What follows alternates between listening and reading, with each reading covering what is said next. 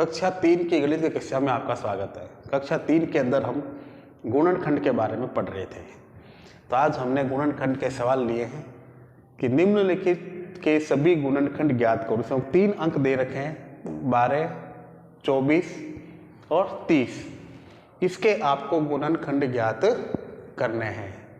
तो जैसे मैंने कल आपको बताया था कि गुणनखंड संख्याओं का गुणनखंड किस प्रकार से प्राप्त किया जाता है, या सामान्य शब्दों में ये देख लिया। आपको ये सामान्य शब्दों में यह मानना है कि आपको ये देखना है कि 12 जो है ये किस किस के पाढ़े में आता है।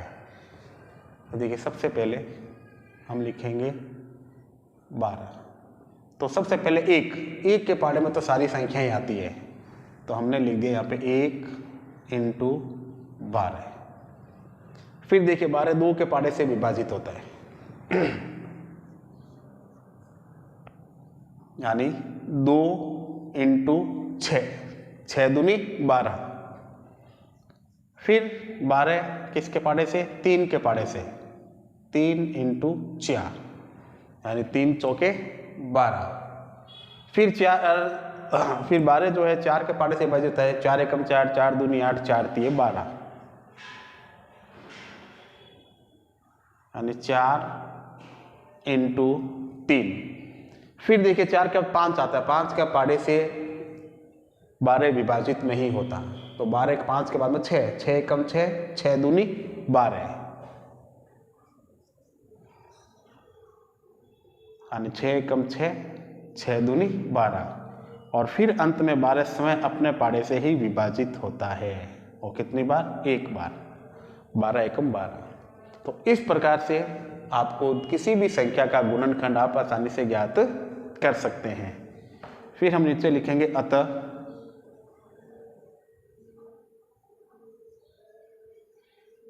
12 के गुणनखंड, 12 के गुणनखंड। अब जो पाढ़े आपने लिए वो लिख दीजिए। देखिए 1, 2, 3, 4, 6 और 12, और ये आपका आंसर, ये आपके आंसर हैं। इस प्रकार से आपको इन सवालों को हल करना है। अब उसी प्रकार से देखिए संख्या है 24। अब 24 किस किस के पाढ़े में आ रहा है वो आपको देखना है, या 24 किस किस संख्या से विभाजित होता है। तो 24 सबसे पहले तो 1 × 24। पीछे देखिए इकाई का अंक 4 है, तो इसमें 2 का भाग पूरा पूरा जाता है, तो 2 × 12 बार, 2 को 12 से गुणा करेंगे तो कितना आ जाएगा? 12 दूनी 24। फिर 24 3 से, 3 × 8 24, 3 के पाढ़े में कितनी बार आता है? 8 बार, 3 × 8 24। फिर 24 4 के पाढ़े से, 4 एकम 4, 4 दूनी 8, 4 तिये 12, 4 चौक 16, 4 पंजे 20, 4 छम 24। इसी प्रकार से 24। फिर 6 के पाढ़े से, 6 चौक 24।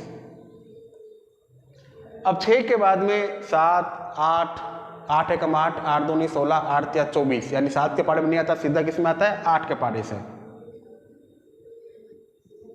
3 बार। फिर देखिए 9 से विभाजित नहीं होता, 10 से नहीं होता, 11 से नहीं होता, फिर 12 से, 12 एकम 12, 12 दूनी 24, यानी 12 × 2, 12 दूनी 24। और अंत में 24 समय अपने पाढ़े से ही विभाजित होता है, तो 24 × 1, 24 एकम 24। तो हम यहाँ लिखेंगे अतः 24 के गुणनखंड, 24 के, अब जो पाढ़ा आपने लिया उनको लिख दीजिए। 1, 2, 3, 4, 6, 8, 12 और 24, ये आपका आंसर। अब इसी प्रकार से प्रश्न नंबर सी, जिसमें हमने लिखा है 30। इस एक संख्या को आपको स्वयं हल करने का अभ्यास करना है। 3 सवाल थे, 2 मैंने हल करके बताए आपको।